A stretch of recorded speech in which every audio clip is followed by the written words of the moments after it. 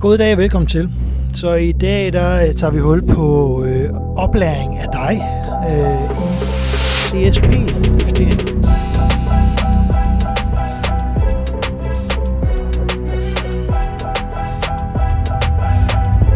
Are you not entertained? Are you not entertained?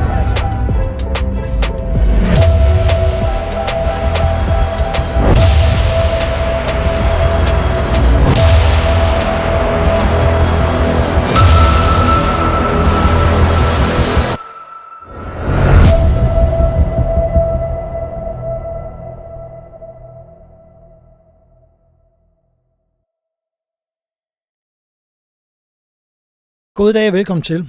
Så i dag der tager vi hul på oplæring af dig i DSP-justering. Og det er i de DSP'er, som kommer fra Mosconi. Så alle jer, som sværger til andet, I skal slukke for telefonen eller computeren, I sidder ved nu. iPad'en, for eksempel. Fordi det er ikke interessant for jer. Så sluk lige. Og nu vi er alene, så kan vi starte på at kigge lidt på, hvordan sætter vi en Mosconi DSP til. Så det er vigtigt at vide, at Mosconi DSP'er findes i integrerede løsninger, hvor det hedder en DSP-forstærker. Vi kalder det også for DSP Integrated Amplifier. Og så findes det i forskellige serier, så vi har det, der hedder One-forstærkere, hvor der er DSP i. Der er Pico-forstærkere, hvor der er DSP i. Der er Pro-forstærkerne, hvor der også er DSP i. De helt store, fede løsninger. Og så er der, de her standalone-løsninger. Og det er standalone DSP-enheder, som sættes til en forstærker. Og der kan man stort set bruge det på alle forstærkere, de her standalone, men det bedste resultat, det får man ved at bruge dem sammen med en forstærker, som har et indgangstrin, der kan slås fra, hvor man så bruger selve DSP'en som den eneste kilde til regulering af gain-niveau. Så nogle forstærkere har jo det her fancy potmeter, det har de alle sammen, på nær dem, der er lavet specifikt til vores Mosconi standalone DSP'er.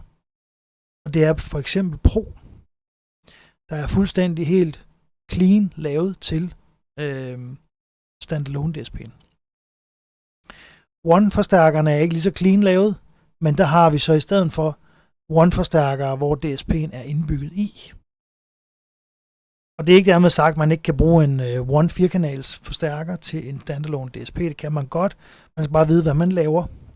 Så det vil sige, at du førstegangskøber af DSP, eller har du købt andre DSP'er på markedet, som du mener er det helt rigtige, så skal du stadigvæk lige se dig for, fordi det der med at få justeret gainen fra DSP'en og så over til forstærkeren, det skal man lige vide, hvad det er egentlig for noget, og man skal faktisk have noget grej til ligesom at tjekke, at det man laver er rigtigt. Fordi ellers så kan det godt blive forkert, det man laver, så kan du brænde en højtaler af. Det lyder forfærdeligt. Eller andet. Så det er noget, vi tager på en anden video. Så de her DSP-videoer, jeg vil lave, der vil jeg simpelthen lave en masse forskellige eksempler, sådan så at alle kan være med. Og i dag, der skal vi starte med at rode ind i DSP'en, hvor jeg vil forklare hver enkelt funktion, hvad de forskellige knapper gør, og sådan i den stil. Sådan så man ligesom har påklædt lidt til, hvad det er, vi snakker om, det egentlig er. Så skal vi ikke prøve at kigge på det? Og det er det, vi starter med. Og til sidst i dag vil jeg vise, hvordan man laver en lydjustering. Og det kan godt være, at det kommer i 2 videoer. Lad os starte med at gå ind og kigge på vores DSP. Så Vi har den her i dag. Det er Pico DSP'en, der ligger der, kan I se. Det er en Pico forstærker 6-8 DSP. Og det er den helt nye version. Og vi skal lige have fundet vores software frem. Og det vi gør, det er, at vi går lige ind og downloader fra glardenaudio.com. Det er det første, de gør. Vi går ind på Glarden Audios hjemmeside her.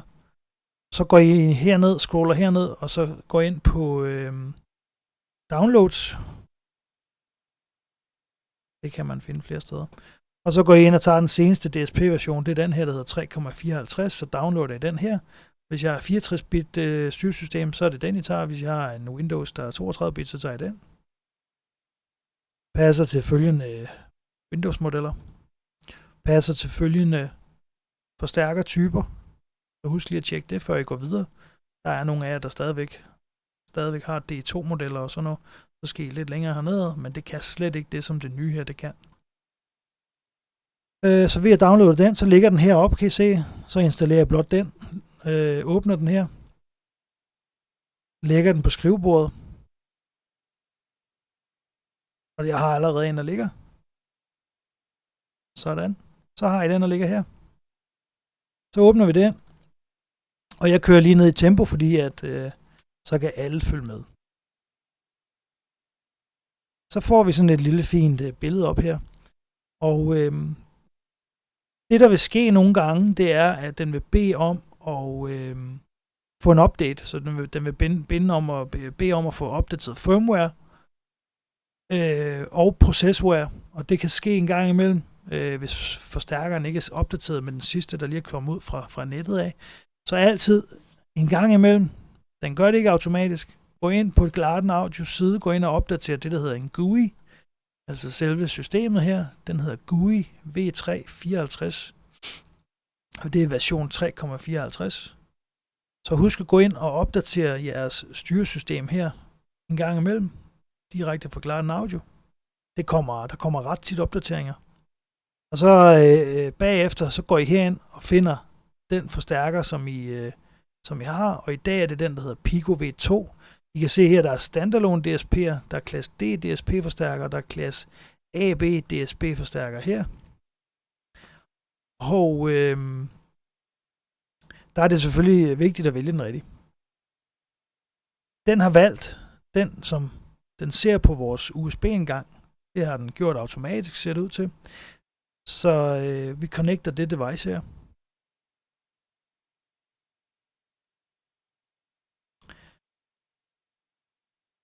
Og så kan I se, at den bliver grøn heroppe i hjørnet heroppe. Det betyder, at nu er den connected til den forstærker, der ligger herovre på bordet herovre. Og det er den der. Og det, der vil ske, det var, at den vil komme frem og fortælle jer nu, hvis nu firmwaren eller processwaren, den var out of date, der er det bare at følge de instruktioner, der kommer, når det kommer. Husk at læse det med småt. Husk at opdatere firmwaren altid først, uanset. Og så kommer I videre til den skærm, I ser nu, hvor der står forskellige ting. Og hvis man kigger her på Write Preset, så står der her, skriv preset PC til DSP. Og der kan man sige write to DSP factory default. Der kan man load setup, upload setup file. Man kan gå i setup wizard, og det er gerne til de her færdige købte soundups, man køber. Så du har en eller anden bil, og du vil gerne have et soundup til din bil, komplet lydsystem. Så går du ind og køber det lydsystem, der passer til din bil. Når du har gjort det, så går du herind. Det er det første sted, du går ind. Så kan du gå ind og vælge den setup-fil, som du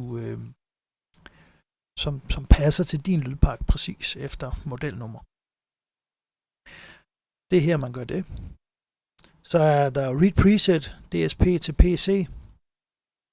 Så det vil så sige, her der læser vi, hvad der er på DSP'en i øjeblikket. Så hvis jeg for eksempel har siddet og lavet 1 eller 2 presets, og det ligger inde på min DSP, Så hvis jeg slukker min computer for eksempel, og jeg gerne vil ind igen, ja, så kan jeg gå ind og trykke på Read All for Presets, så læser den alt det, jeg har lavet. Så kommer det op på min skærm her. Op på hovedmenuen her. Og så kan jeg også bare nøjes med at reade single preset, altså et enkelt preset. Og den læser kun det, der er aktivt. Så det vil sige, hvis min radio, den spiller nu, OEM-radioen, så er det et preset. Hvis min Bluetooth-telefon spiller lige nu, så er det den, der er aktiv, og så er det den, man læser ind. Det er meget smart, hvis man har travlt, og man skal hurtigt videre. Fordi det der med at læse 4 presets, det tager en lille smule tid, i forhold til bare at læse et enkelt preset. Ydermere, for at vi går videre, så Mosconi har udviklet deres DSP'er og DSP-forstærkere de sidste 12-15 år. Jeg har været med lige fra starten af i Glarden og Mosconi, og har været importør af de her produkter lige siden de kom ud. Det vil sige, at vi har brugt rigtig meget tid, rigtig mange år på at sætte os ind i. Jeg har brugt rigtig meget tid på at sætte mig ind i, hvordan programmet fungerer, og hvordan man gør tingene, og ja, jeg sagde simpelthen til mig selv, jeg vil ikke sælge flere autoradio, fordi der var for meget fejlbehæftning ved det, og det var for dårlig lyd, og jeg var for meget nørd til at sælge autoradioer. Derfor så stoppede jeg helt med det. Sælger det helst ikke. Jeg har brugt al min tid på at sætte mig ind i, hvordan man justerer DSP, og her 13 år senere, er vi så heldige, at de endelig er færdige med at udvikle deres nyeste software her, som endda har en autojusteringsfunktion, og som endda har sin egen mikrofon også. Det er altså temmelig unikt. Det er ikke noget, der er nogen andre, der har på samme måde. Der findes altid andre systemer, men det her det er bare på en specifik måde helt integreret ind i sig selv. Og det er meget, meget hurtigt at justere en bil med. Og selve justeringskvaliteten af det bliver så høj, så at kredsende lyttere er tilfredse. Der er endda eksempler på, at Emma-konkurrencerne, der har været førsteplads tager, hvor de blot har justeret med det her software og den her mikrofon. Og det må jo så siges at være godt nok. I hvert fald til en kæmpe stor masse af mennesker. Vi har herover en mikrofon, der står, som vi skal kigge lidt på, og det er den mikrofon, vi kalder for Barney. Og Barney, det er en forkortelse for et udtryk, en specifikation på det her instrument, som det nu er. Det er kort sagt en stereomikrofon, som måler med mikrofoner, der sidder i ørerne på den her dukke. Det er et mannequin-dukke, som har en mikrofon i højre og venstre side. Og den tænker og måler ligesom vores hjerner gør. Så den lytter til lyd, der kommer fra højre øre. Men den lytter jo også til lyden, der kommer over fra højre side af med venstre øre. Og omvendt. Og så herinde i hovedet, der bliver skabt et billede, der bliver skabt det, der hedder et lydbillede. Så det vi hører med vores ører, det er også det, den hører med dens ører. Mikrofoner. Og det gør den så på den måde, at de har udviklet en algoritme, der arbejder fuldstændig sammen med den her stereomikrofon, fuldstændig til punkt og prikke. Og det gør så, at man får et præcist måleresultat inde i den her software. Som så gør, at den kan selv finde ud af, via en algoritme, via Artificial Intelligence, altså AI, og justere lyden inde i din bil fuldstændig. Perfekt. Det er ikke set før i bilstereoindustrien. Det er så unikt, som noget kan være. Og det er derfor, vi har holdt fast i det her system, imens alle andre bare har gået udenom og sagt, det der, det virker ikke. Det der, det er noget lort at arbejde med. Det der, det er noget skidt. Det er stærkt overset. Det er et stærkt overset produkt. Og hvis du er bilstereoforhandler, og du gerne vil hurtigt videre, og du gerne vil give dine kunder et standardiseret, rigtig godt resultat hver gang, uden at have alle problemerne med DSP generelt, så skal du se videre og se med her. Hvis du sidder som privatkunde og gerne vil købe en Mosconi DSP, men ikke tør, fordi du ikke har en manual, og du ikke har nogen at spørge, så skal du igen se med her. Det her vil revolutionere bilstereo i din bil, uanset hvem eller hvad du kender. Tak for det. Lad os så gå i gang. Altid, når man starter sådan en DSP her, som vi har her, og det gælder for dem alle sammen, alle Mosconi-produkterne, så skal du ind og sige, første gang du starter den, Write to DSP, Factory Default. Det, der sker her, når jeg trykker her, det er, at så sletter den alt, der er på DSP'en, og man har en helt ren flade at starte på, det vil sige, at der er ikke ændret noget i nogen steder. Så lad os lige gøre det. Are you sure you want to override the settings on the DSP? Delete settings can not be restored. Og jeg har faktisk en masse settings, for jeg har siddet og rodet lidt med det her. Og de bliver så slettet nu, så det gør vi. For jeg vil gerne vise jer præcis, hvordan man gør helt fra starten af. Jeg vil gerne vise jer, hvor drillagtigt den kan være. Jeg vil gerne have ryddet alle de der ting af bordet, så alle folk kan se, hvad er det for et produkt, vi har i dag, og hvordan bruger man det. Og som I kan se nu, så er nede i venstre hjørne her, så er den ved at write presetsene. Så den er simpelthen ved at overskrive alle presetsene, der er på DSP'en, så man har en helt ren flade at arbejde på.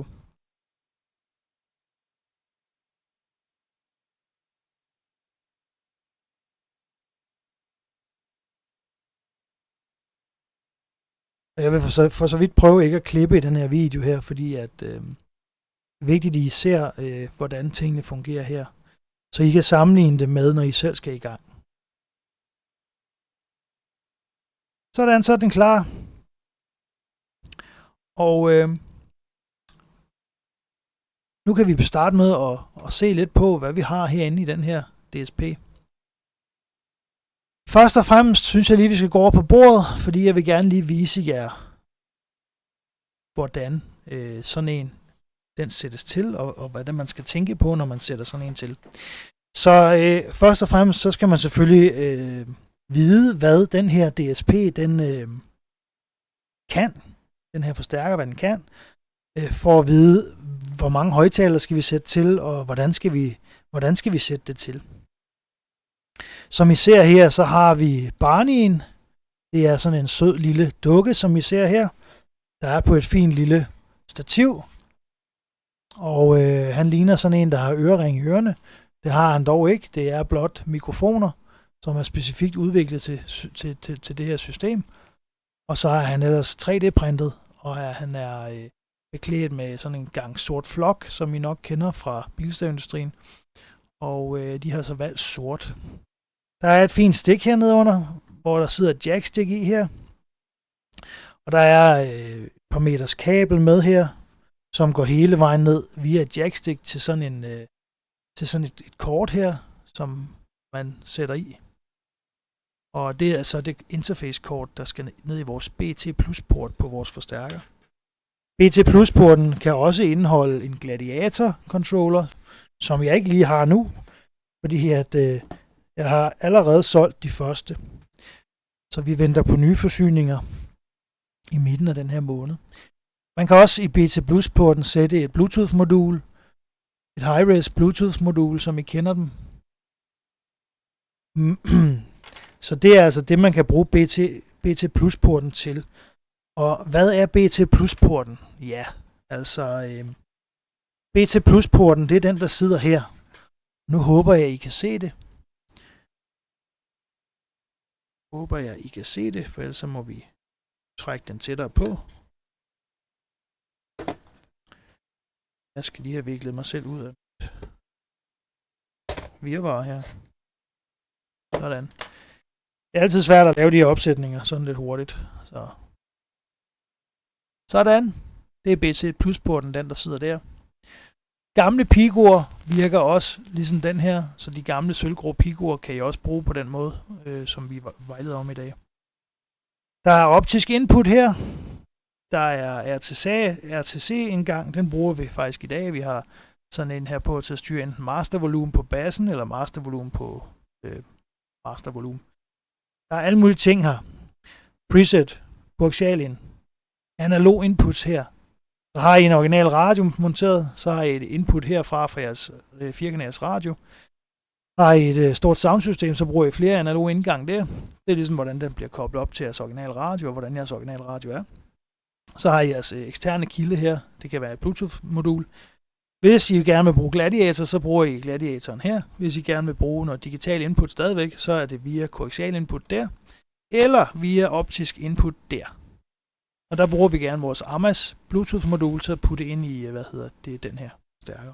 Og lad mig gå ud og købe et Bluetooth-modul, der passer til den her forstærker. Gå ud og købe det, der hedder AMAS Bluetooth-modulet, vi har med Toslink. Så ved I, at tingene stemmer sammen. Det kan ikke betale sig at prøve alt muligt mærkeligt, når vi allerede har lavet noget, der virker sammen. USB-indgang her, som jeg lige tog fra før. Strøm her til strøm på batteriet. Og så alle udgangene, der sidder her. Så her der har vi kanal 1 og 2. Det er grå og hvid. Kanal 3 og 4.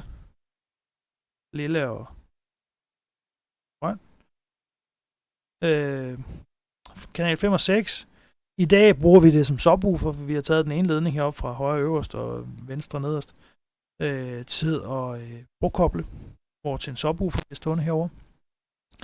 Og i dag har vi lavet et nemt setup, så vi starter med et nemt setup, som I alle sammen kender.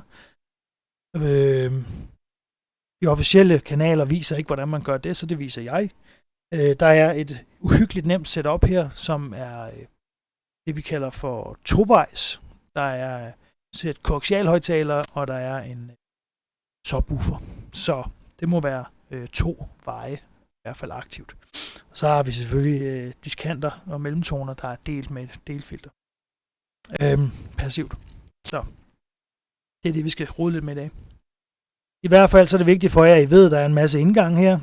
Og der er de analog indgang, og der er de digitale indgang. Og det kan kombineres alt efter, hvad behov man har. Det bedste, jeg vil anbefale, det er at bruge jeres original radio på de analoge indgange. Fuldstændig som vi plejer. High level og low level er muligt. Og så vil jeg råde jer til at have en digital indgang også, enten koaxial input fra en FIO, eller en MP3-afspiller. Uanset hvad for en MP3-afspiller I vælger, så er den helt klart bedre end autoradio og bedre end de her smarttelefoner. Smarttelefoner er altså ikke specielt gode. Men I kan bruge det, I kan Bluetooth stream ind via optisk ind her i et lille AMAS Bluetooth-modul. Det connectes med Toslink, så der er ikke nogen tab i det. Ligesådan her med koaxial inputtet her. 75 ohms koaxialkabel og connector skal I bruge. Og der er et udvalg af forskellige forhandlere, der gør den slags. Og så kombinerer det med et kabel til jeres MP3-afspiller. Så har I den allerbedste kilde, I kan få. Autoradioer er ikke den allerbedste kilde, det er vigtigt at vide. Der var i gamle dage nogle rigtig gode autoradioer. Der er ikke en eneste i dag, medmindre at man har en eller anden gammel, der ligger et sted, som virkelig er god. Lidt i forhold til, hvor nemt det er at sætte til og sådan noget, så er det ikke blevet nemmere, vel? Så MP3-afspiller, det er vejen frem. Det er det. Helt klart. Så har man virkelig det ypperligste. Så det skal I tænke over nu, når I skal sætte det op. I skal også tænke over, om det skal være en tovejs system, som jeg har her. Altså tovejs, det kan være et sæt koaxialer foran. Det kan være et sæt koaxialer bagi. Og så en bas. Så er det et passivt system. Det kan også være et ganske almindeligt komponentsæt foran, hvor der er et passivt filter mellem diskant og mellemtone. Og så er der et sæt koaxialer bagi. Det er bare front og rear og sub, kalder vi. Så det skal man lige vide. Så kan man lave det som et fuldaktivt system. Fuldaktive systemer er dem, der er allermest præcise i justeringsmulighederne, og det er dem, der kommer til at lyde allerbedst, når man er færdig. Det er det, der er mest ind i øjeblikket i min butik. Jeg laver nærmest aldrig de passive setups, medmindre man udtrykkeligt vil have det, fordi man ikke lige helt vil bruge alle pengene på at sætte 3 veje eller 4 veje i. Så skal man selvfølgelig have muligheden for at lave noget, der er lidt mindre perfekt. Og jeg ved jo godt, hvordan markedet er i øjeblikket, og hvordan det har været i rigtig mange år, og det er rigtig svært at få folk væk fra noget, de har gjort i de sidste 20 år. Også selvom der er noget, der er endnu bedre, og mulighederne i dag er der til at lave det perfekt. Så skal du jo selv vælge, hvor lækkert det skal være. Og nej, ingenting er godt nok. Så lad os samle det her igen. Så vi gør det nu, at vi sætter selvfølgelig vores plus og minus til. Så det er vores stik, vi har her. I det stik, der har vi hovedplus direkte fra batteriet. Ligesådan med stel direkte til batteriet. Der er en remote input her. Det er den røde, og så er der en remote out. Det er den blå her. Den kan man for eksempel føre over til sit Bluetooth-modul. Man kan føre den over til sin Gladiator-controller. Man kan føre den over til sin blæserkontrol, hvis man har købt sådan en fra vores system. Der er en gang her. Vi har jo lavet et specifikt kølesystem til de her ting. Og som vi kan se, fortæller den, og ser, der er en lost physical connection. Stay Frosty hedder de. Det er dem her faktisk. Se her. Cool PCB. Cooler system. 12-24 volt. Blæsersystem. Ja, det var et tidsspring. Remote. Over til endnu en forstærker ved siden af, til at drive ren bas med for eksempel. Der bruger man så selvfølgelig de udgange, der er til det. Og det er den her over, som er fonokabel output. Det er dem her. Og det her, det er bare standardstikkene, der er med her. Det er dem, der er med i pakken. Hvis man laver en opsætning lidt mere prof, en af slagsen, så laver man sit eget ledningsnet. Og ellers så køber man sit eget ledningsnet. Vi har både plug- og play-kabler, som vi så i tidligere video. Plug- og play-kabler til strøm her. Plug- og play-kabler til signal frem og tilbage. Sådan hele vejen igennem har vi kabler, der virkelig matcher det hele. Og som I ser her, har jeg bare snydt og været rigtig, rigtig lousy, og så bare samlet ledningerne. Og det er kun for demo af målesystemet i dag, så det går nok. Så patentlige er vi heller ikke her, vel? Men hvis det sættes ud i min bil, så skal I bare se. Det gør vi i øvrigt senere, fordi jeg skal faktisk have lavet lyd i min demobil snart, så der går ikke så lang tid før, så laver vi en komplet installation i den bil, jeg har til det. Strøm er på plads, højttaler er på plads. I dag bruger vi som sagt kanal 1 og 2 til at drive 1 koaxial, 2 koaxial, højre og venstre. Den hvide ledning har vi brugt til venstre højttaler. Den grå ledning har vi brugt til højre højttaler, og det er det, vi kalder for front. Den blå plus og den brune minus fra kanal 5 og 6 har vi brugt til brokobling af den her Alpha 10 subwoofer. Vores allerbilligste subwoofer i kasse. Og det er det eneste, vi har koblet op. Vi har ikke koblet de andre ledninger op, og de mangler stadigvæk højtalere. Der kunne man sætte flere højtalere på, hvis man ville. Det er ikke rigtig nødvendigt i dag, fordi i dag skal vi bare lige vise jer, hvordan man justerer en DSP lynhurtigt på den mest rigtige måde, uden at bruge alt for lang tid på det, og uden at gå virkelig meget i dybden med det. Senere vil vi lave på samme system et lidt mere detaljeret video. Så det her, det er entry-systemet til jer, som er bange for at gå ud og købe en DSP. Det er kun for at få lov at sælge jer en DSP hurtigt, så I kan komme i gang og bruge den hjemme i jeres system og være fuldt ud trygge ved jeres køb. Det her vil revolutionere jeres måde at lave bilstereo på. Der er ikke nogen andre i Danmark, der gør det her. Det er kun den bedste fra Bilstereoklub, som viser jer præcis, hvordan I bruger sådan et DSP-system her. Ingenting bliver skjult. Alt bliver lagt frem, så I kan se, hvordan vi gør det, når vi laver vores rigtig fede bilstereoinstallationer. Så, jeg glæder mig til at vise jer det, rent faktisk. Målekortet her fra vores Barney, den skal ikke i nu. Den lader vi lige ligge her et øjeblik. Vi behøver ikke at have koblet vores remote til her. Den kan vi godt lægge væk. Så for at gå i gang med at rode med det og justere med det, så skal vi have strøm på systemet.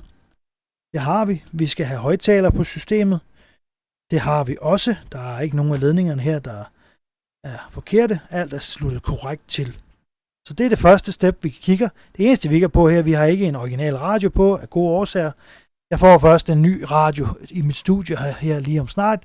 Jeg har faktisk solgt den Alpine, jeg brugte, fordi den var ikke særlig ind i mit hoved. Nu har vi opstøvet en gammel Pioneer RS2, for ikke det skal være løgn. Det er rigtig radio. Stadigvæk. Den kommer til at ligge her fast, så jeg kan sætte den til vores indgang, så vi kan se og behandle det her signal, der er i sådan en. Og det bliver rigtig spændende, fordi den er også aktiv, så vi kan faktisk køre et meget pænt signal ind i sådan en DSP her, og så analysere det inde i DSP'en og rette det op. Og det er også en ting, vi ikke gør i dag, fordi vi skal lige have en radio først. Men det er også noget, jeg vil vise jer, hvordan man gør, og led jer bare. Nå, men tilbage en gang her til vores lille demonstration og fremgangsmåde, så vi har sat vores fine forstærker til, og det er klar til at køre derudad. Så det næste, som I kan se er sket her, det er, at den fysiske hardware connection blev lost, fordi jeg tog strømstik ud, og jeg tog USB-stikket ud. Så den skriver lidt til os her. For USB, check the cable and the connection. For Bluetooth, check the BT dongle, range and Windows Bluetooth settings. Nu siger den bare til os, at connection is back. Så vi trykker bare go on. Sådan. Og så ser I sådan set her, DSP'en software, det er, der er en masse at blive forvirret over. Og jeg vil sådan set bare starte med at sige, lad være med at tænke for meget over det. Det er ikke så slemt, som det ser ud. Og med det sagt, så synes jeg, vi skal starte. Så heroppe kan I se, der er forskellige ting. Der er Home, File, Preset, Edit, View, GUI Mode, Measure, Måling, Advanced Outputs, Effect, Remote Control og Reset. Og spørgsmålstegn herover også, ikke? Og spørgsmålstegnet herover, det betyder Shortcuts Surround Codecs. Så vi starter med Shortcuts her. Så kan I se, så kommer der sådan en fin ind frem her. Og der står forskellige shortcuts. F1, F2 og Input Mixer, Main Equalizer, Output Filter, DSP Monitor Home. Measure, det er F9, F10 Start Measure, RTA, F11 Redraw Measure, F12 Clear Measure. Og så er der Alt F, det er Firmware Update, Alt Q, Toggle to Audio Tester, RTA, REV.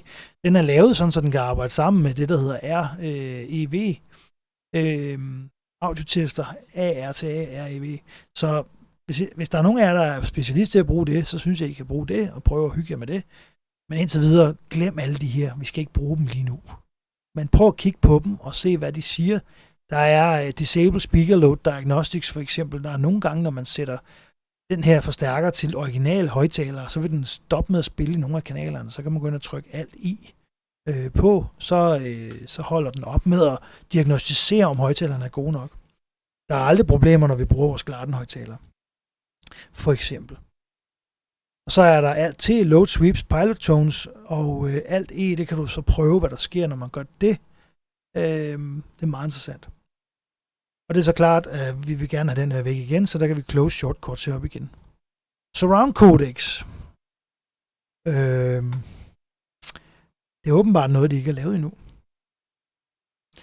Og i øvrigt, så findes de her codecs under effects, som hedder Front Surround Sound, Virtual Kick Boost til frontkanalerne, Rear Surround Sound, Classic Rear Fill, og så til centerkanalen Surround Sound og Stage Adjust. Så det er nogle effekter, som vi kan putte på. Det er nogle algoritmer, nogle lydalgoritmer, som går ind og laver for eksempel en perfekt måde at lave bagfyld på en bil. Så er du en af dem, der vil have bagfyld i din bil, men vil lave den rigtigt, lydteknisk korrekt, så har vi den. Og det gør man blot sådan her. Gå ind og siger Classic Rear Fill nu, kan I se. Så har de her kanaler Classic Rear Fill. Det vil sige, at I kan lige pludselig høre, der sker noget helt andet i bilen. Den laver et specifikt lydbillede bagfra, som ikke går ind og ødelægger det forreste. Det er super fedt. Den kan også lave surround sound, så hvis I har en skærm foran jer, det kan være inde i jeres stue, så kan I rent faktisk bruge den her til at lave 5,1 virtual surround sound i jeres stue.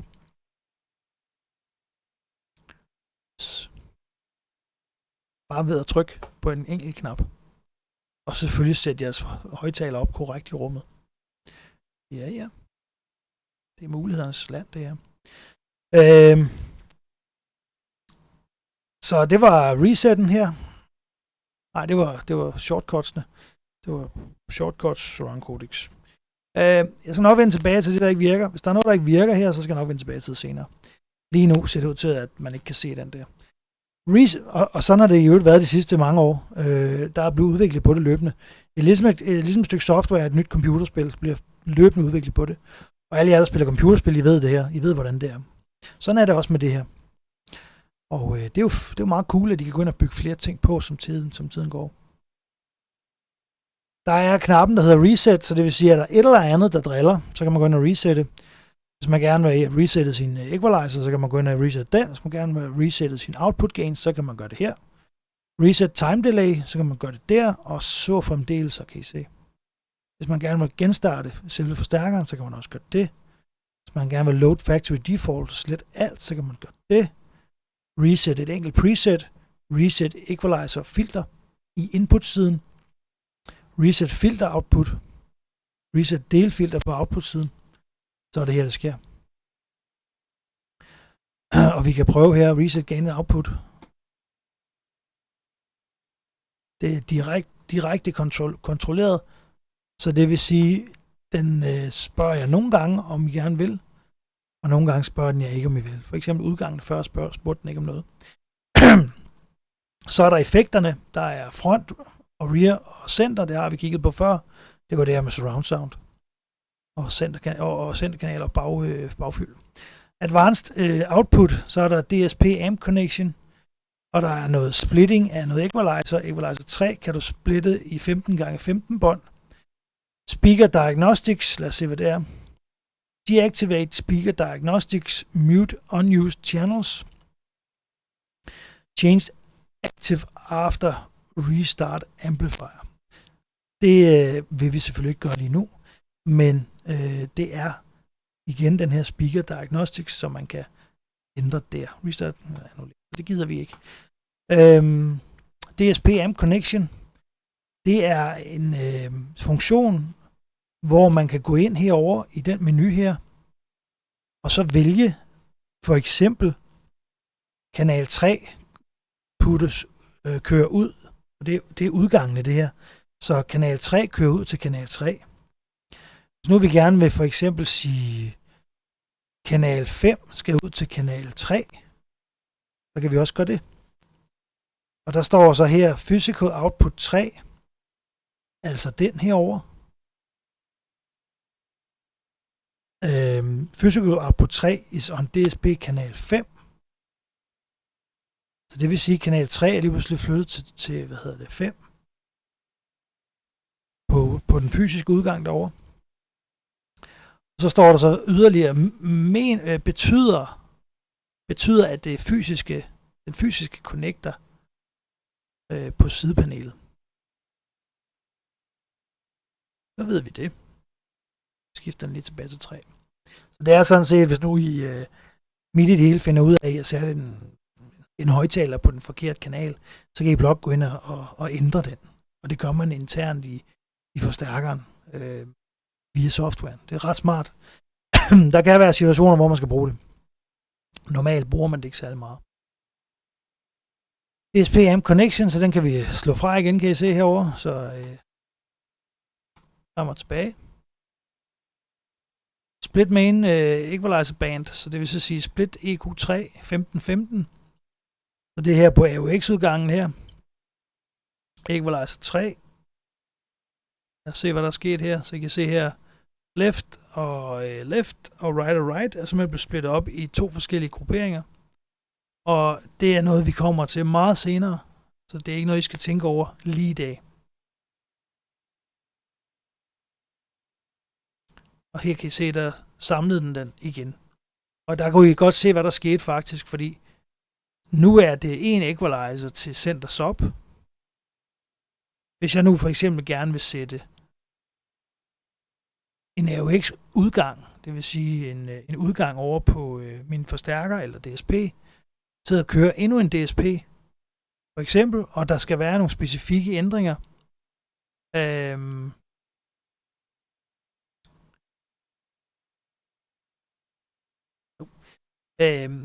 Hvis nu den her DSP skal have nogle specifikke ændringer på equalizer outputten på AUX-udgangen, så kan jeg gå herop i Advanced Output, og så splitte den der equalizer 3 til 15 bånd. Sådan så der lige pludselig på AUX'en er en equalizer. Det er jo rigtig smart. Hvis der er et eller andet, der skal equalizes til den nye enhed, så kan jeg gå ind og gøre det der.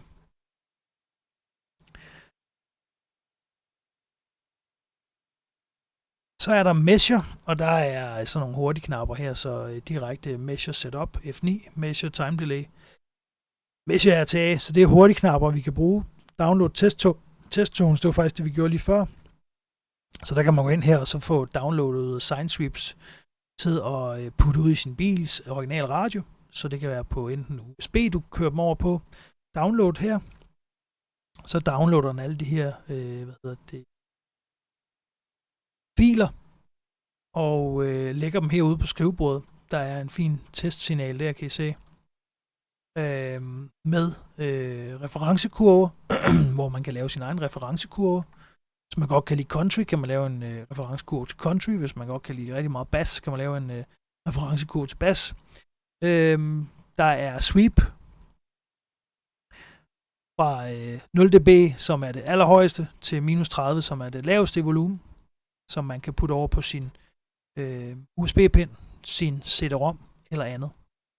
Sin Apple iTunes for eksempel kan man putte det over på, så man kan spille det fra sin iPhone og direkte ind igennem autoradioen via Bluetooth og tage den vej igennem.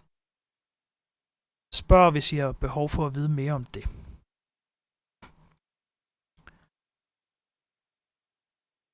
Så er der GUI mode, der er Pro mode, som den er i lige nu. Der er Basic mode, som I ser forsvinder der nogle ting. Så er der Easy mode. Og der er nogle ting, der forsvinder, kan I se her.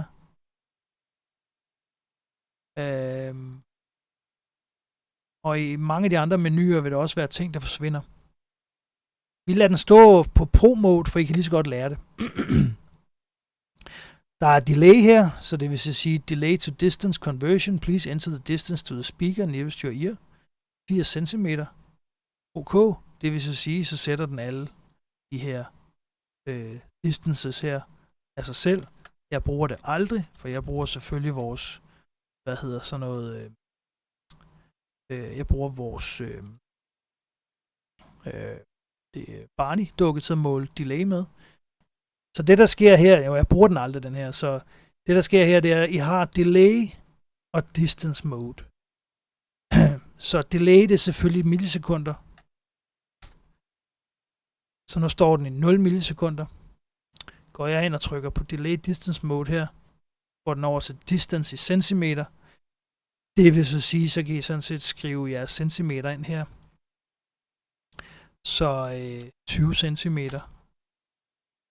130 cm, 120 til den venstre højttaler, så fremdeles. Så kan I gå ind og så trykke Delay Distance Mode her, så laver den så om til millisekunder. Det jeg vil anbefale, det er at sætte den i millisekunder, fordi det er det, vi arbejder med. Og nogle gange så er der nogle ting, man skal udregne, så indtaste manuelt. Så normalt bruger man ikke det her, når man bruger barn i hovedet til at justere med. Men I kan gå ind og sætte den til distance mode, og så gå ind og skrive afstanden ind i måler med en tomstok. Hvis ikke I har en Barney, kan I gøre det sådan. Jeg synes dog bare ikke, at den lige helt gør det, den skal. Jeg tænker ikke, de har... Jo, den gør det, den skal. godt lige at få verificeret. Ja, det gør den. Absolut. Og vi sætter den til, I kan se, så laver den det om til millisekunder, når man så skifter over igen på den her delay og distance knap. Så det er godt. Det virker. Det første vindue, der kom frem, ser ud til, at det bare var sådan en, man kunne indtaste en fast værdi i dem alle sammen til den højtaler, som var tættest på en. Bruger det aldrig nogensinde. Aldrig nogensinde. Reset equalizer. Undskyld, reset, delay. Sådan. Og så flyt den der cursor der. Set time delay. Jeps, så en rigtig drillende funktion, kan I se. Man kan bruge lang tid på den slags, hvis man ikke ved, hvad det er. Så tungen lige i munden, videre til filter calculation, Classic Mosconi eller REV, RBJ, det vil sige, man kan lave 2 forskellige filterudregninger, så hvis man skal udregne sine filter, hvordan de skal se ud, og sætte dem på forhånd, så kan man bruge REV til det, eller man kan bruge Classic Mosconi. Jeg bruger ikke REV, men til dem af jer, der gerne vil det, og bruge en masse tid på det, hvilket I kommer til, så kan I skifte den om der. Det er et rabbit hole, I skal ned af, hver gang I skal lave noget, der er ikke vist på den her video, så brug det, der bliver vist på den her video til at starte med, og så udvid senere til REV, hvis I ikke er inde i REV. I kommer til at bruge ekstremt mange timer. Classic Mosconi, så vi bruger Classic Mosconi, det er også det, den står til i fluebenet, så det er det. Så er der GUI settings her, så der er centimeter, metric, og så er der imperial inch, og der er, det er altid metric, vi bruger her i Europa selvfølgelig. Så er der YouTube tutorials, I kan gå ind og kigge på. Det er jo den, jeg laver nu på dansk, så I skal bruge den danske, det er det bedste for jer. Det kan være svært at forstå tysk og engelsk, og det er nogle gange ikke helt sammenhængende det hele. Så er der Run GUI as admin, og det er en god idé at gøre, hvis I gerne vil låse den, og I gerne vil have status som forhandleren. Så er der forskellige sprog her, og der er en dansker, der ikke er oversat noget dansk endnu, men det gør ikke så meget. Så laver han i hvert fald nogle gode videoer her. Run GUI as admin. Vi kan prøve at trykke på den og se, hvad der sker. Change will only take effect after restart. Restart GUI now. Okay. Gør den et eller andet af. Genstarter den. Og det er stadigvæk en V2, så device. Det jeg kan vise er bare alle de her meget triste ting for at vise jer, hvad foregår der herinde i de her forskellige. Og indtil videre, altså når jeg justerer, jeg bruger nærmest aldrig nogle af de her, for det er ikke nødvendigt. Det er bare ting, der er rare at have. Den næste hedder View, så er DSP Monitor, frekvenskort, Service Data, Device Manual, og vi kan prøve at starte med DSP Monitor. Og vi skal så selvfølgelig, som vi skriver før, write to factory default. Så går vi lige herind i DSP Monitor, ser hvad der sker der. Bum, bum, bum, bum. Den er ved at skrive, kan I se. Så sidder man og trykker på den og siger, hvad sker der? Hvorfor gør den ikke noget? Så er det fordi, den er ved at skrive et preset. Det er meget rart lige ved.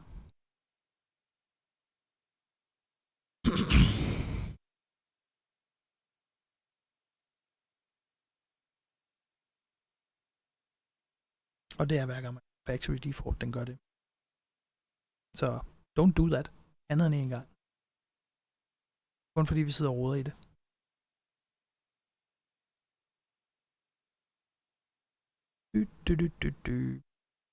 De her ting, vi laver her indledende, det er kun indledende, sådan så I får alle funktionerne vide, hvad de kan. Først vi går i gang med at justere, så er det ekstremt hurtigt og nemt. Godt. Så View DSP Monitor, så den går altså ind og stiller sig herinde, kan I se. Og jeg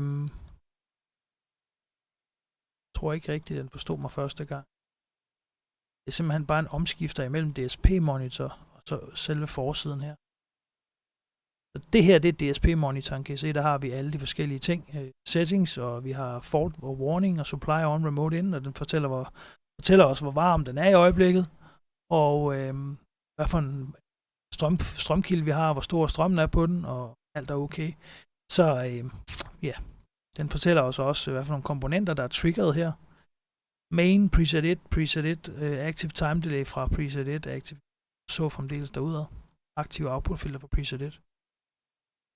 Den har alle remote settings her. Volume, sublevel, balance, fader, bass, mid, treble. Og så har den output noise gate her også.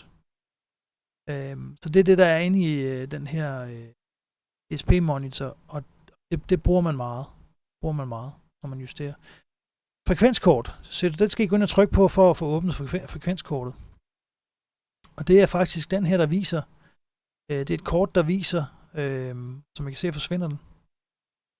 Fordi jeg ikke har trykket chart on top hernede. Så det er simpelthen et frekvenskort, der viser, hvad der kommer ud af jeres forstærker lige i øjeblikket. Og som vi ser nu, der er en streg her, og det viser, at der kommer et fladt signal ud af de aktiverede kanaler. Og hernede der er en masse forskellige aktiveringer, I kan lave. Der kan I aktivere alle kanalerne. Og eftersom det kun er kanal 5 og 6, vi har bass på, og vi har noget på kanal 1 og 2, så er det kun dem, vi skal aktivere. Og som I ser, så kan man skifte om på det her, og det overlapper hinanden lige i øjeblikket, fordi det er alle sammen sidder på samme sted. Der er ikke sat noget som helst filter eller noget. Så den her nede, den viser altså kort sagt output gains ud af jeres udgang. Hernede, der kan man så se forskellige ting. Fra group 1, group 2, center sub, AUX eller ingenting. Og så er der input filter her. Input filter EQ1, 1+2, og så fremdeles. Eller ingenting. Så på den måde. Ting, som man faktisk ikke rigtig benytter, andet end i meget specifikke tilfælde, hvor man virkelig sidder og nørder med justeringerne. Så det er sådan set det. Jeg vil tage dem alle sammen undervejs. Men det er frekvenskortet, så den kan vi lige putte herned et øjeblik. Jamen ikke der er plads til på skærmen. Begge to. Og det andet. Så er der service data. Hvad har vi her? Missing rights for service data. Dealer mode required. Okay. Det er noget, vi ikke har adgang til som almindelige mennesker. Det er vi kede af. Device manual. Det er ret simpelt. Normalt åbner der sig en manual inden fra hjemmesiden af. Det gør der ikke i dag, kan jeg se. Plejede der at gøre, det er lavet om. Og jeg tænker det, fordi de har været at lave en specifik manual til justeringen af den her, som kommer ind og ligger der. Så, så går vi over i Edit, og der kan man så edit input, EQ og filter. Der kan man trykke på F1. Man kan trykke på Mix og Routing, der er en fast button, der hedder F2, og Main Equalizer F3, og Output EQ filter F4. Så lad os prøve at bruge F1 først. Der er vi simpelthen i indgangsequalizeren på kanal 1 og 2. Og her der er vi kommet ind i mixeren på hele systemet.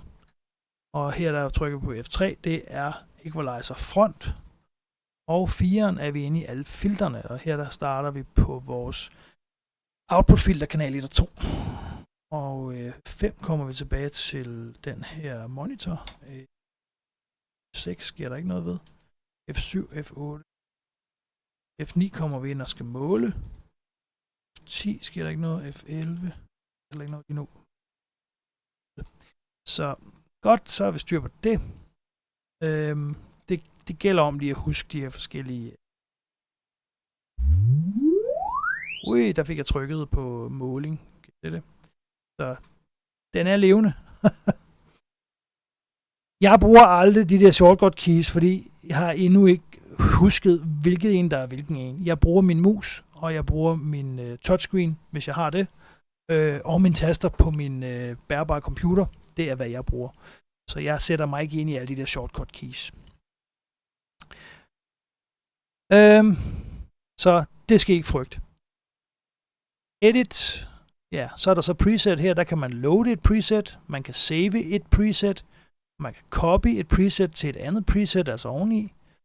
Man kan flytte dem rundt på DSP'en. Der er en setup wizard, det var den, vi snakkede om tidligere, hvor du går ind og sætte op.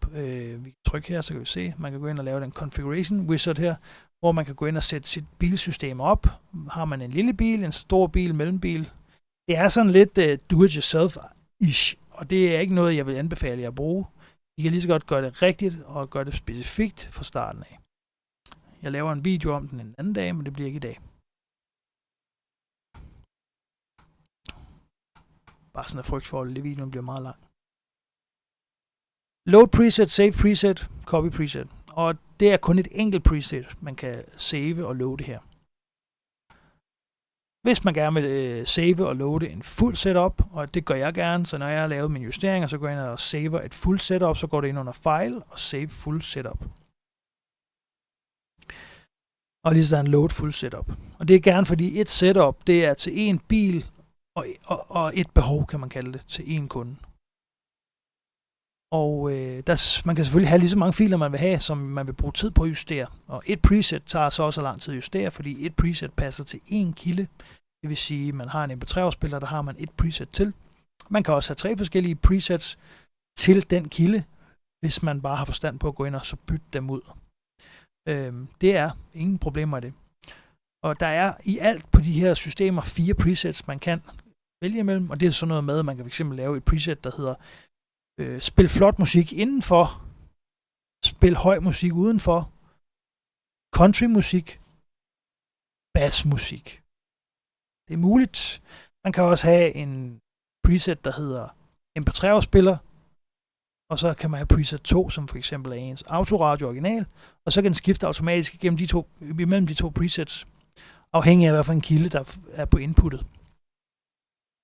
Så der er lidt forskelligt der, man kan skifte om på.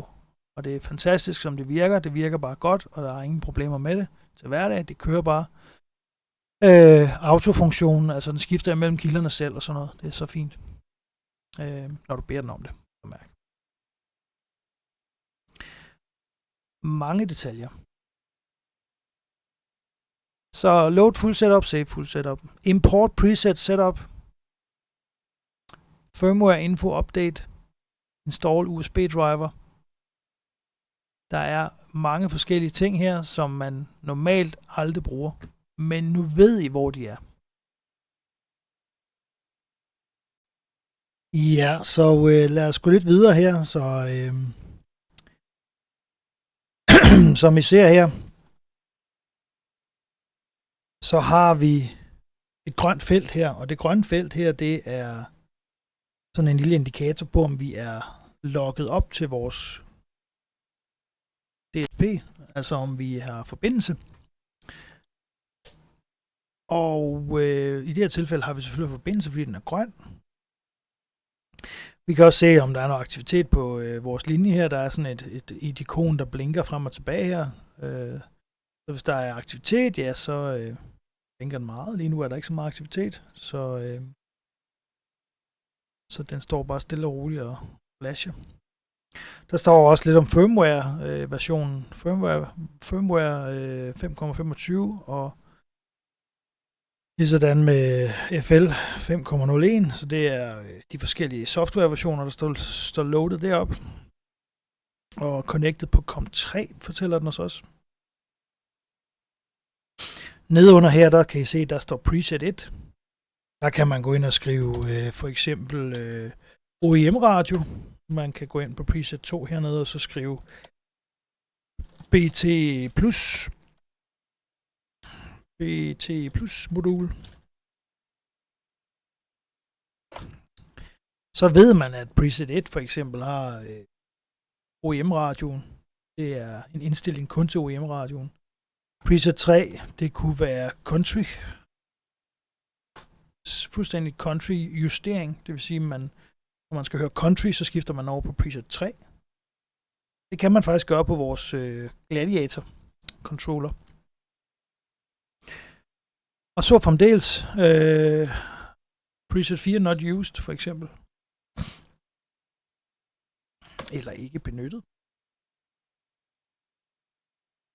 Og jeg ved ikke, om den ikke kunne lide, at der skulle stå country her, men fik den i hvert fald lov til at gøre det igen. Hvis ikke du får trykket return, så er der nogle gange, hvor den ikke registrerer ting. Små finurligheder. Presetsene her, så det vil sige, at et preset har sin egen mixer. Den har sin egen mixer. Så det vil sige, at når du skifter presets her, så står der noget andet her. Og den har sin egen filtre, den har sin egen indgangsequalizer, den har alt. Så det vil sige, at en kilde, altså en radio, eller en telefon, har sin egen preset. Det er vigtigt. Hernede under er der sådan et hurtigt monitor-link, så monitor kommer I herind, så kan I se alle detaljer, I kan se alle indgangen herover, I kan se, der er sådan en masse, streger herover. Og hvis nu vi er heldige, så har jeg mit Bluetooth-modul monteret, det kan jeg lige montere her, mens I kigger.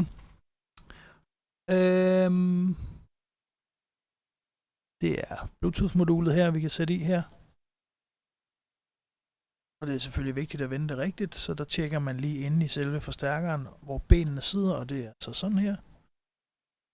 Smækker man bare i der. Jeg skal selvfølgelig være sikker på, at det sidder rigtigt. Sådan.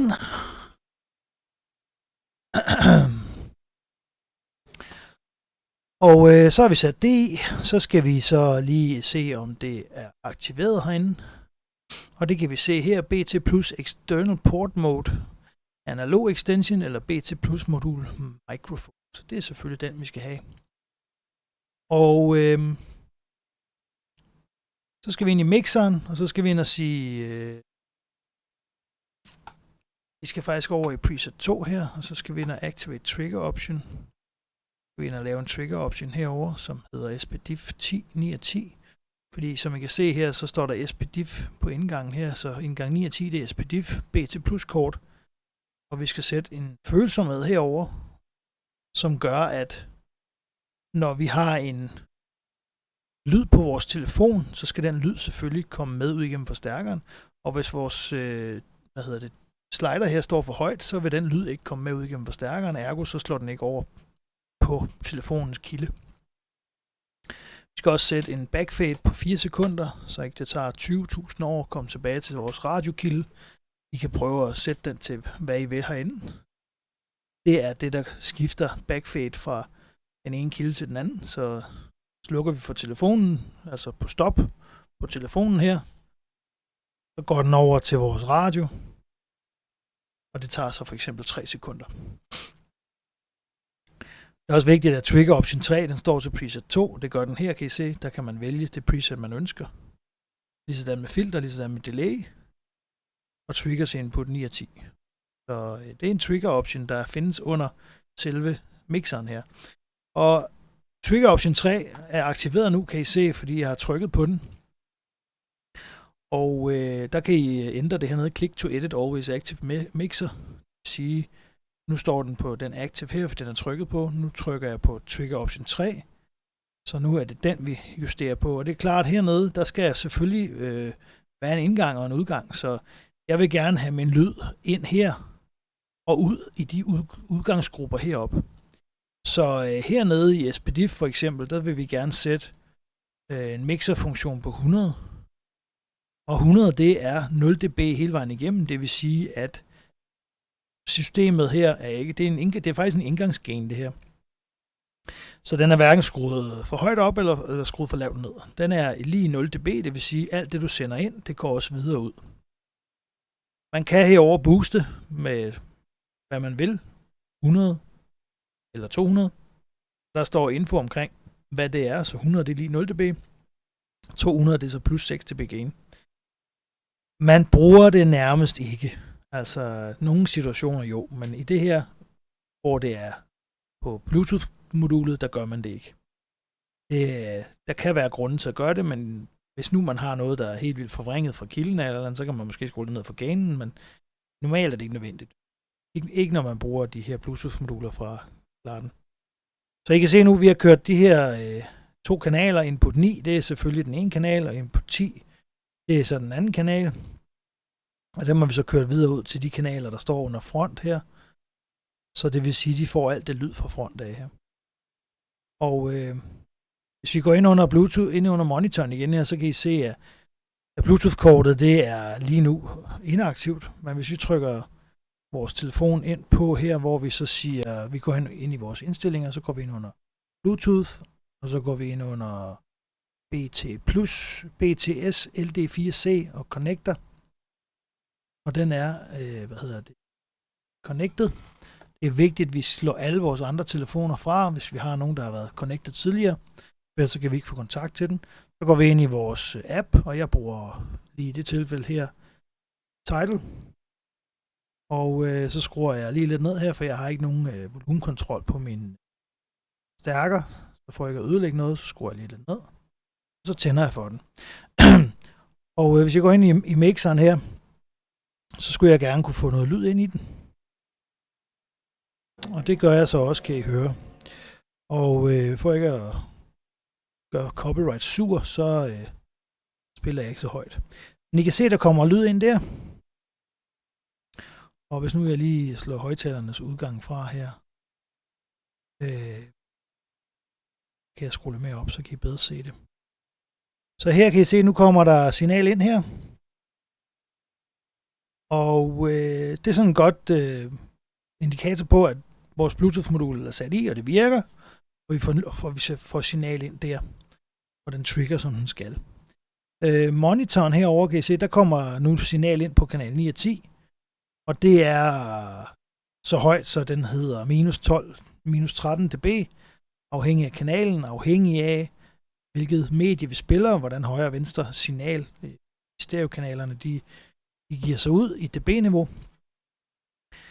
Og så det herovre, det er indgangssiden, så der kan I simpelthen se, hvor meget der kommer ind. I kan også få lov at se det i volt, så hvis I gerne vil vide, hvor meget volt der kommer ind, så kan I se det. Og det er selvfølgelig i den interne elektroniske del, hvor der står 0,22 volt. Ja, der kan man så få den til at køre VU-meters running free hernede i det lille output. Signal condition VU-meters. Der kan I så justere det, så det kan I bare trykke på den, så holder den på den højeste indstilling. Og her der løber den frit, så kan I se, hvad der sker præcist. Så det er indgangssiden herover, der har I alle indgangene. Kanal 1, 2, 3, 4, 5, 6, 7, 8, 9. Og lige nu er der ikke noget på de her andre, men her der er selvfølgelig på Bluetooth-indgangen. Så en god indikator på, hvad kommer der egentlig ind? Kommer der overhovedet noget ind? Hvis man ikke har noget lyd.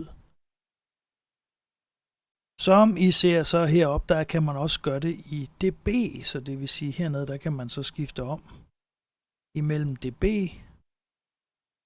og gør man her, så decibel og volt. Volten er 40, både på indgangen og herover på udgangene. Det er meget rart at se, så kan man se, hvor volt der kommer ind og hvor mange volt der kommer ud, hvis man skal regne lidt på nogle forskellige ting. Decibel, der siger man gerne, at decibelene her, så frem der er lydinput på her, så kan vi se, hvordan slået vores højtaler fra herover. Chok. Og I kan se, nu er der noget lydinput her. Og lydinputtene, der står for eksempel 0,16 volt, og vi kan lave noget, VU-meters running free her. Nu er den så låst, så nu er det så hold max, 0,25 max volt input lige i øjeblikket. Og hvis vi lader den holde fri nu, eller lader meterne køre frit, så kan I se, hvordan de står og fluktuerer hele tiden. Så herover der er mulighed for at skrue ned for vores kilde her. Så kilden, den kan vi skrue ned for her, så kan I se, hvordan de her volt, det bliver mindre herover. Skrue længere ned her. I kan se, nu er der 0 volt. Skrue lidt op igen. Er lidt med det. Så kan vi se, hvordan der bedes. Og så kan man skrue op og ned for det her. Og det der så er i det, det er, at hvis man finder ud af, at ens telefon for eksempel forvrænger med et eller andet voltniveau, så kan man jo skrue den ned under det voltniveau. Så ved man, at den telefon, den skal skrues ned til det voltniveau, som man kan vise her. Så ved man, at man ikke har noget forvrængning for sin telefon. Det er nemlig også en ting. Ligesådan herovre på udgangen herovre, hvis du har en forstærker, som sender så og så mange volt ud, så ved du, at den må ikke få så og så mange volt ud, fordi så er der for mange watt. Og det kan man også regne ud. Og så ved man, at man kan brænde sin højttaler. Jeg slukker lige for den her kilde igen. Så det man sådan set har her i den her, det er jo, man har en kilde her, som sender noget lyd ind, og det gør den ind i indgangsequalizeren her. Indgangsequalizeren kan vi justere vores enhed, og vi kan justere enheden både manuelt, men vi kan også, og det er der rigtig mange nørder, der gerne vil, og så kan vi justere den automatisk. Det kan vi gøre med vores Barney, det kan vi gøre akustisk, og det gør den helt af sig selv. Så flowet i DSP'en, det kører fra indgangen her, eller indgangene, ind igennem en equalizer, ind igennem en mixer, som ser sådan det ud, over til vores udgangsequalizer, hele vejen ind igennem et filter, og hele vejen ud, hvor det så kan få delay på sig, og det kan få den rigtige dB-niveau, og så ud i den rigtige fase også. Og heroppe, der kan vi så gå ind og så sætte en eller anden vis kanal på os, hvis vi vil det. Så det er nærmest, det er flowet igennem den her. Og det ser bare således ud, så fra venstre af og hele vejen over til højre, der har du flowet. Og så vi kan tage den her fra indgangsequalizeren, og så kan vi køre hele vejen ind i mixeren, og det er selvfølgelig klart herovre fra de pile, der er herovre. Det er selvfølgelig her, hvor at indgangsequalizerne de er. Og det ryger så ind i vores mixer. Og vores mixer her har en primær del, og så har den en sekundær del herover. Og den sekundære del, der kan du gå ind og sætte en trigger option på, så hvis du har en kilde, der skal trigger, det vil sige, det kan faktisk være Bluetooth-modulet, som vi har her på vores trigger option 3, men det kan også være for eksempel et håndfri system, som man gerne vil have trigger på et eller andet kanalsæt ved en eller anden vis følsomhed. Og det har jeg faktisk lavet i en traktor engang. Og det var faktisk ret svært at indstille, men vi fik det faktisk til at virke til sidst, så den kørte uden problemer med et håndfri beauty-sæt på sådan en. Så det var ret interessant. Så det er sådan noget, man kan bruge det til, og du kan få den til at skifte frem og tilbage, det vil sige fra den originale radio, og så over til sådan en her, automatisk frem og tilbage. Det er meget, meget smart, så det er sådan en mixer-funktion, der er i den. Og det er klart herover, når man så har trigger option 3, så skal man gå ind og sætte de her forskellige, så indgangene skal kobles til de rigtige udgange. Og der er flere måder at gøre det på. Der er mange fine ting at undersøge. Og der er mange kombinationer. Og inde under Easy Setup, der kan I gøre det. Der kan I sætte det hele til 0. I kan sætte de der kanaler til dem. Og I kan sidde og lege med det og se, hvad de forskellige de kan. Det er sådan en hurtig måde at gøre det på. I det her tilfælde vil vi gerne sætte det til SPDIF'en, ikke? Sådan. Så har vi vores Bluetooth-modul koblet fuldt op her. Så der i en live-situation, så vil det se sådan ud ind i mixeren. Så vores lyd kommer ind her fra 9 og 10, hører ind i vores mixer her, bliver mixet videre ud til de forskellige output groups. Og som I ser, så er koaxial 4.6, det er den grå heroppe. Der har vi vores grå filtersektion heroppe. Så har vi en grøn rear, som vi slet ikke får brugt her. Det vil sige, at man kan sådan set i for sig sætte dem her til 0, for de bliver ikke brugt. Center sub, den bliver brugt. Det er den heroppe. Det er vores filtersæt til vores subwoofer, så den skal selvfølgelig bruges. AUX, jeg tror ikke, vi har en AUX-udgang. Jo, vi har faktisk en pre-out, man kunne bruge til endnu en forstærker, hvis man ville det. Men ikke lige i øjeblikket. Så derfor så vil det i en live-situation se sådan her ud på vores Bluetooth-modul. Så kan man herover trykke over på main mixer, og der kan I se, det er main mixeren. Den kan se ud på alle mulige måder, fordi det er den, der kommer fra for eksempel kanal 1 og 2 på en autoradio. Så der går man simpelthen bare ind og stiller, jeg vil gerne have input fra kanal 1 og 2 på min autoradio til at køre ud til vores koaxialhøjtalere. Så vores mixer her kan man så sætte for eksempel koaxial 4.6 til at sige kanal 1 og 2 vil jeg gerne køre ud til koax 4.6. Og da jeg også har bas i det signal, så vil jeg gerne køre det ud til center sub også. Så jeg har dog ikke brug for AUX'en her til at køre nogen steder hen. Så nu har jeg så forbundet mine højtalerudgange med min mixer på både center sub og så output group 1 og output group 3. Så man kan se, at den blå farve kører videre herover og ud den vej. Og der er selvfølgelig en equalizer lige efter den her mixer her. Det er den, der er afbildet her. Så kan være lidt forvirrende i starten, men hvis I tager fra venstre til højre, det er det, der kører ind, og så over fra venstre til højre, så i højre side er alle udgangene, og ind imellem er alle de forskellige justeringsfunktioner. Og på samme billede lige her, der har vi så vores store mixer, og vi har vores sekundære mixer herover til siden, hvor vi kan tilføje trigger og preset-valg til den enkelte kilde, altså den trigger, vi bruger. Så det her, det kan være en trigger, og det her, det kan være en kilde, og den kan have sit eget triggervalg, det vil sige, den kan selv gå ind og vælge, hvad for et preset, både på equalizeren, både på filteret, og både på delayen, som den her telefon skal bruge. Så det skal nok blive klart for jer, når jeg sætter det op her lige om lidt. Så har vi vores measure funktionsknap. Og heroppe i øverste halvdel heroppe, der er sådan nogle quick links her, hvor man kan gå hurtigt til en equalizer, man kan gå hurtigt til en center sub equalizer, man kan gå hurtigt til output 3 og 4 filter setup. Det er sådan nogle quick links heroppe foran, som man kan bruge, hvis man skal ind og justere noget hurtigt. Man kan også bare gå ind og så trykke measure igen, så er man herude igen, og så kan man vælge det filter, man vil. Det bestemmer man selv, hvordan man bruger interfacen. Der er målefunktion her, så det er vores målevindue, og her der kan I se, der er signalgenerator. Og der kan man måle fra lyd, der kommer fra den originale radio på EXT source. Det vil sige, at man sætter de her testsignaler ned på sin USB-pind, og så putter man dem ind i sin originale radio. Eller man putter den på sin telefon via iTunes. Så kan man via Bluetooth streame det. Kommer an på, hvad for en kilde man bruger, og hvordan man vil føre lyden ind i sin radio. Men for at teste frekvenskurven på en autoradio i dag, så skal man afspille de her testsignaler, sådan så vores Mosconi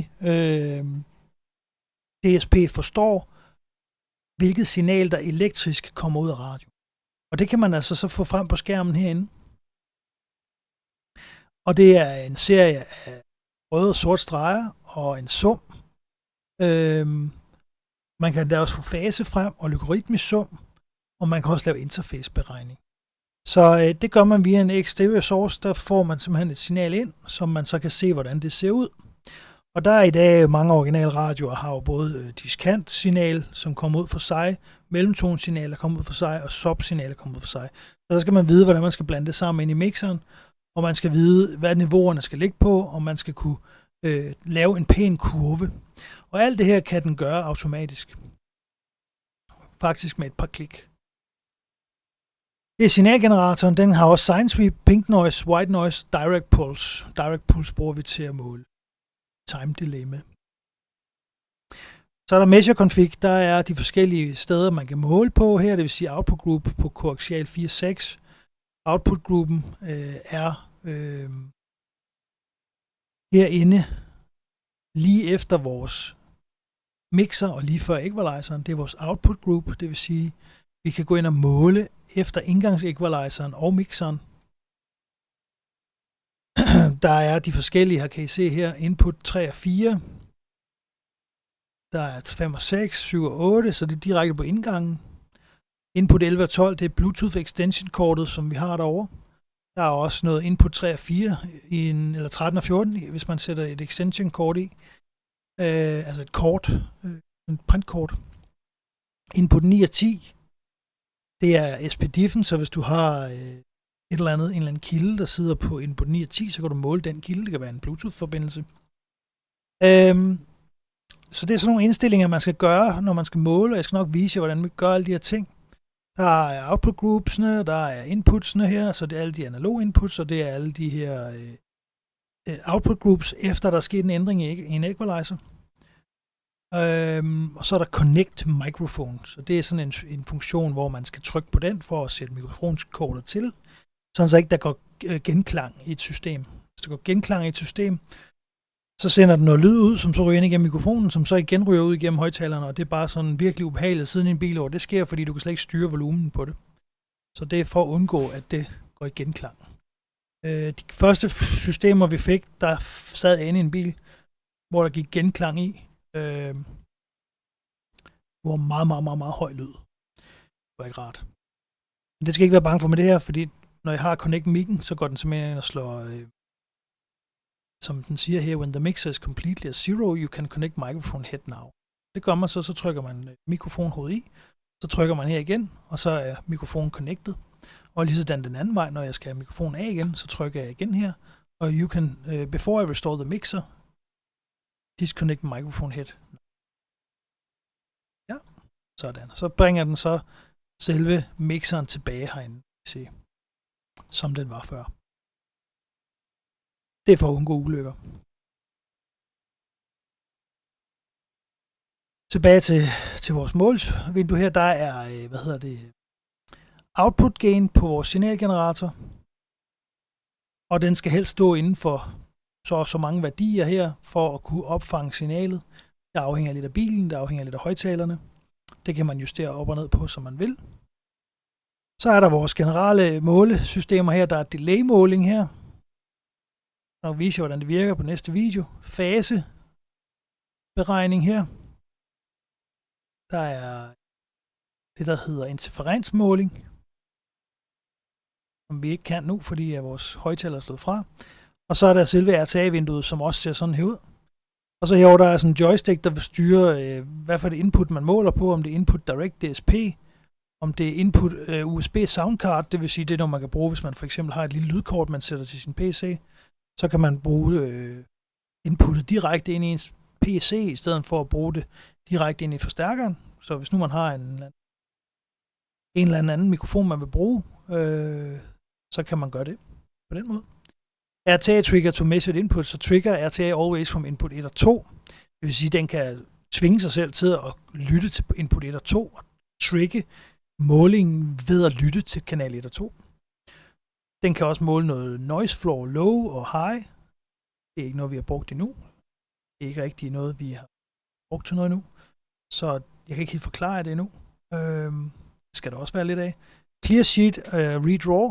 Det er nu, når der kommer en linje hernede, og man får en måling til, så kan man fjerne den første måling, så ikke det bliver uoverskueligt. Hernede der har I left og right, sum, logaritmisk sum, fase, binaural analyse.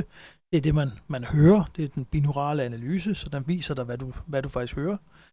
I forhold til summen, så er det, der står sum, det er den elektriske sum af det signal, som den får ind fra højre og venstre. Så får den også både højre og venstre, det kan I også se, hvad det er. Så er der en referencekurve, det er den, der er vist hernede, kan I se, nu forsvandt den. Det er den der. Referencekurven kan I lave nøjagtigt, som I selv vil, ved at gå ned og trykke Adjust Reference Curve, Edit Reference Curve. Herinde, der kan I gå ind og sætte nøjagtigt den referencekurve, I vil have.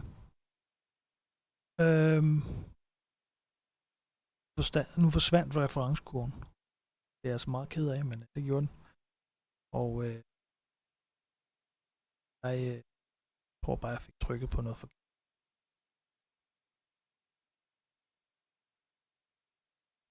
Hvorfor ved jeg ikke. Den justerede den muligvis. Nå, det var fordi den kom til at justere det fuldstændig helt galt her. Den forsvandt ud af billedet. Men så har vi også prøvet det, så ved I også det.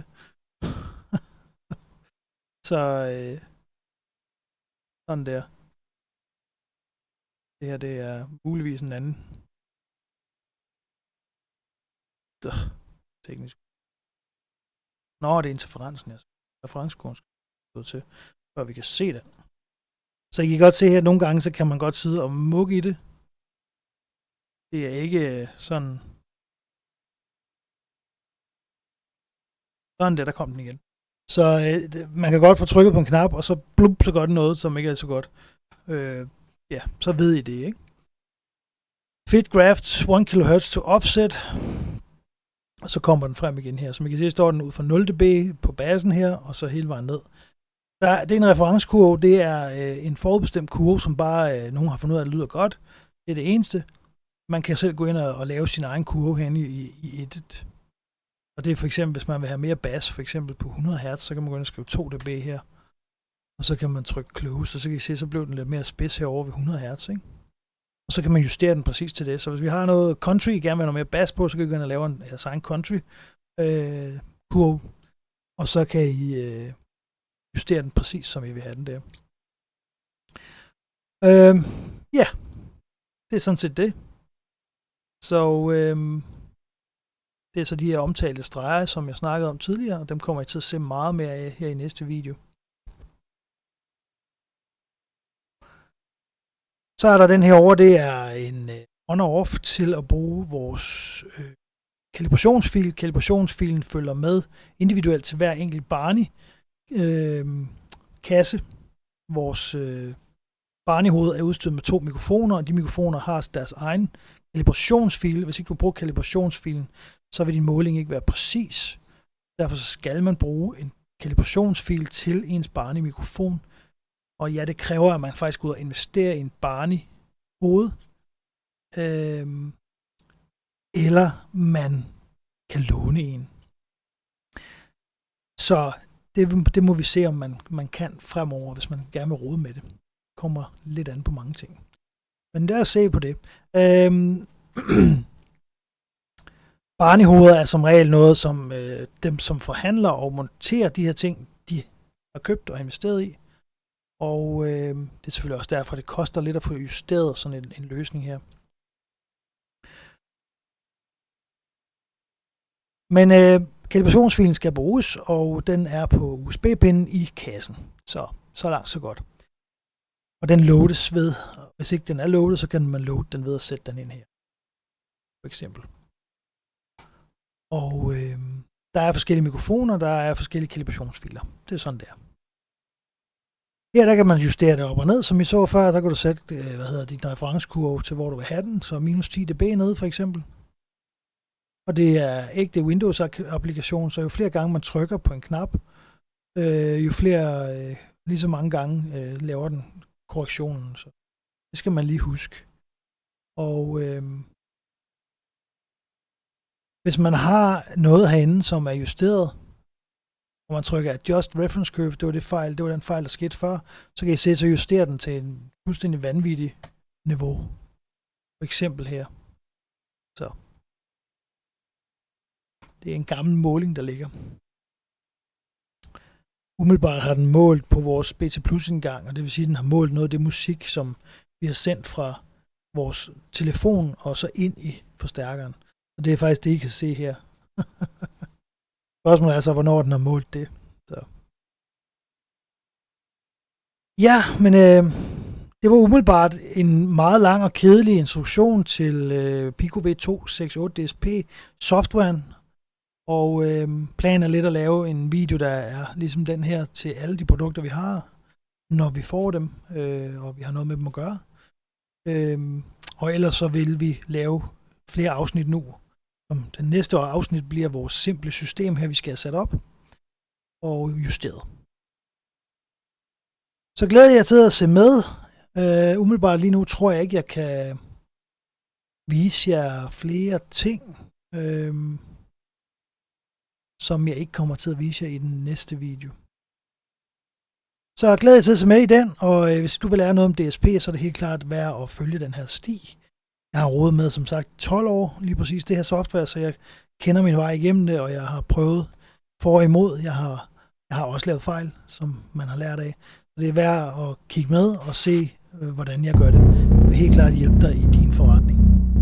Så håber du vil se med igen på næste video. Are you not entertained? Are you not end the